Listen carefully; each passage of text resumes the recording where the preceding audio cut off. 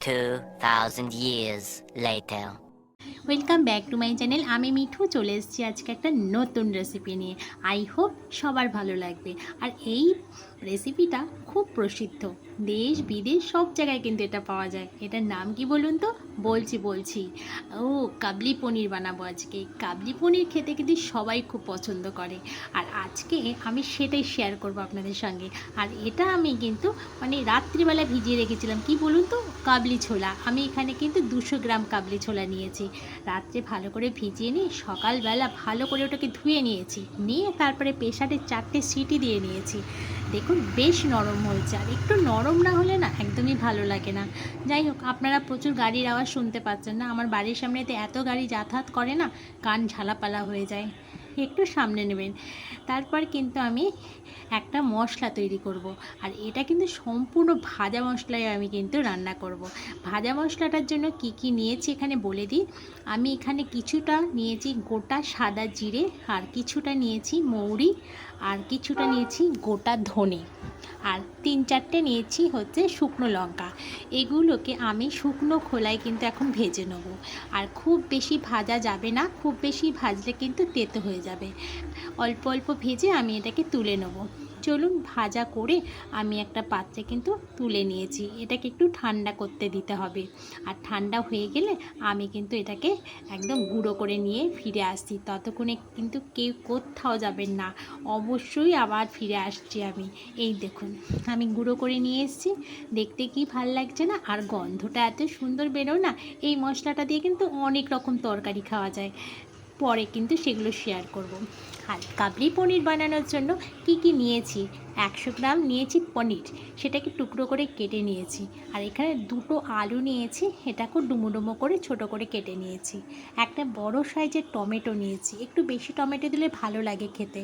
4-5টা পাকা কাঁচা লঙ্কা নিয়েছি, ছোট ছোট করে কেটে নিয়েছি। আর কিছুটা আদা ক্যারেট করে নিয়েছি। এবার আমি এগুলো দিয়ে কিন্তু কাবলি পনিরটা পুরোটাই বানিয়ে নেব। চলুন, ততক্ষণে আপনারা আমার সঙ্গে থাকুন, আর কাবলি পনির রেসিপিটা বানাচ্ছি কিভাবে সেটা দেখতে থাকুন। আর যারা নতুন নতুন বন্ধু আমার হচ্ছেন, অবশ্যই একটা লাইক দেবেন, একটা কমেন্ট করবেন। আর পুরনো বন্ধুদের আর কিছু বলতে হবে না, তারা তো লাইক করবেই, কমেন্ট করবেই। চলুন, এবার কিন্তু আমি কড়াই বসিয়ে দিয়েছি গ্যাসে। আর আমি সাদা তেলে রান্না করব, স্যান্ড্রপ তেলে। অনেকেই বলে সাদা তেলে টেস্ট হয় না, এটা সম্পূর্ণ ভুল কথা। আমি কিন্তু সব রান্না সাদা তেলেই রান্না করি, যারা আমার ভিডিও দেখেন তারা অবশ্যই জানেন। তেলটা গরম হয়ে যাবার পরে আমি একটা শুকনো লঙ্কা ফোড়ন দিয়ে দিয়েছিলাম। তারপর কেটে রাখা আলুগুলো তেলের মধ্যে দিয়ে দিলাম। এবার আলুটা ভাজা হোক, ততক্ষণ একটু কথা বলি। তার মধ্যে কিন্তু 1 চামচ হলুদ দিয়েছি, আর 1 চামচ নুন দিয়েছি। নুনটা আমি এখন অল্প করে দিলাম, পরে আবার দেব। এবার ভালো করে আলুটার সাথে মিশিয়ে একটু ভাজা হতে দিয়েছি। ভাজা হোক, তারপর নিয়ে এলাম আমি আদা। যে আদাটা ক্যারেট করে রেখেছিলাম সেই আদাটা দিয়ে দিলাম। আদার গন্ধটা চলে যাক, ততক্ষণে ভেজে নিতে হবে। এরপর কিন্তু আমি কী কী দেবো সবটাই কিন্তু দেখতে হবে। মিস করলে না দেখলে কিন্তু, তাহলে কিন্তু একদম সব মিস হয়ে যাবে, দেখতেই হবে অবশ্যই। চলুন, এবার কিন্তু কেটে রাখা টমেটোগুলো দিয়ে দিয়েছি। আর কেটে রাখা টমেটো না, একটু কিছুটা রেখে দিয়েছিলাম, ভাবলাম হয়তো বেশি হয়ে যাবে। তারপর ভাবলাম না, পুরোটাই দিয়ে দিই, টেস্ট কিন্তু খুব ভালোই হবে। পুরোটা দিয়ে দিলাম, দিয়ে এবার আলুর সাথে টমেটোটা ভালো করে কিন্তু মিশিয়ে নিচ্ছি, আর একটু কষিয়ে নিচ্ছি। এবার কষাতে কষাতে কিন্তু দেখুন আলুটা বেশ ভাজা হয়ে গেছে। এরপর আমি দিয়ে দিলাম কুচনো কাঁচা লঙ্কাগুলো। আর এই কুচনো কাঁচা লঙ্কা কাঁচা পাকা থাকলে দেখতে কিন্তু ভীষণ সুন্দর লাগে, টমেটোটা লাল আরও বেশি সুন্দর লাগছে। আমি এবার কাশ্মীরি লঙ্কার গুঁড়ো আমার চামচ অনুযায়ী 1.5 চামচ দিয়ে দিলাম। আর কাশ্মীরি লঙ্কার গুঁড়োটা দিয়ে এবার ভালো করে কষিয়ে নিতে হবে। এর মধ্যে কিন্তু আর কোনো মশলা দেবো না, ওই যে বলেছিলাম না, পুরোপুরি ভাজা মশলা দিয়েই কিন্তু আমার কাবলি পনিরটা রান্না হবে। এরপর কষানোর পরে দিয়ে দেবো হচ্ছে সেদ্ধ করা কাবলি ছোলাগুলো। কাবলি ছোলাটা দিয়ে এবার কিন্তু আরও অনেকক্ষণ আমাকে কষাতে হবে। আমরা সবাই জানি যে কিছু একটা রেসিপি রান্না করতে গেলে একটু ভালো করে না কষালে তার টেস্ট হয় না, এটা একদম ধ্রুব সত্য কথা, তাই না? এবার দেখুন আমার কিন্তু কষানো হয়ে গেছে। আর তখন তো আমি অল্প নুন দিয়েছিলাম, এখন কিন্তু আরও 1 চামচ নুন দিয়ে দিলাম। ওই যে নুনের সাথে একটু মিষ্টি না দিলে ব্যালেন্স হয় না। এবার মিষ্টির জন্য নিয়ে এসেছি আমি একটু গুড়। এটা অর্গ্যানিক গুড়। এই গুড়টা না ভীষণ ভালো, যাদের সুগার আছে তাদের জন্য তো ভীষণ ভালো। আর যেহেতু এটা সুগারটাকে কন্ট্রোলে রাখে, একদম বাড়তে দেয় না। যাই হোক, আপনারা কিন্তু গুড় না দিলেও চিনি দিতে পারেন, সুগার ফ্রি দিতে পারেন। আমি এখানে গুড় ব্যবহার করেছি। অবশ্যই এবার যার যেটা ভালো লাগবে সে সেটা দেবে। আমি গুড় দিয়ে বা ভালো করে আবার কিন্তু কষিয়ে নিচ্ছি। কষাতে কষাতে কিন্তু আলু মটর তো সেদ্ধই ছিল, সবটা ভালোই সেদ্ধ হয়ে গেছে। একটু সামান্য জল দিলাম, কেননা নিচ থেকে পড়ে উঠছিল। জলটা দিয়ে আবার কিন্তু ভালোভাবে কষিয়ে নিচ্ছি। চলুন, অনেকক্ষণ কিন্তু কষানো হয়ে গেছে। আর নতুন বন্ধুদের বলছি, অবশ্যই আমার চ্যানেলের পাশে থাকবে। যদি আমার ভিডিও ভালো লেগে থাকে তাহলে চ্যানেলটাকে সাবস্ক্রাইব করে পাশে বেল আইকনটাকে বাজিয়ে রাখবে। তাহলে যখনই আমি ভিডিও দেবো তাহলে সবার প্রথমে তোমার চ্যানেলে কি ঢুকে পড়বে, তুমি দেখতে পাবে। তোমার চ্যানেল না থাকলেও আমার ভিডিও কিন্তু তুমি সবার প্রথমে দেখতে পাবে। আর পুরনো বন্ধুরা তো আমার পাশে আছোই, সবাই আমার পাশে থেকো, আমিও তোমাদের সবার পাশে আছি। পরিমাণ মতো জল দিয়ে আমি এবার ঢাকা দিয়ে দিলাম। আর এদিকে কিন্তু ওই যে কাবলি পনিরের সাথে তো লুচি খাবো আজকে। লুচি, রুটি, পরোটা সবটাই ভালো লাগবে।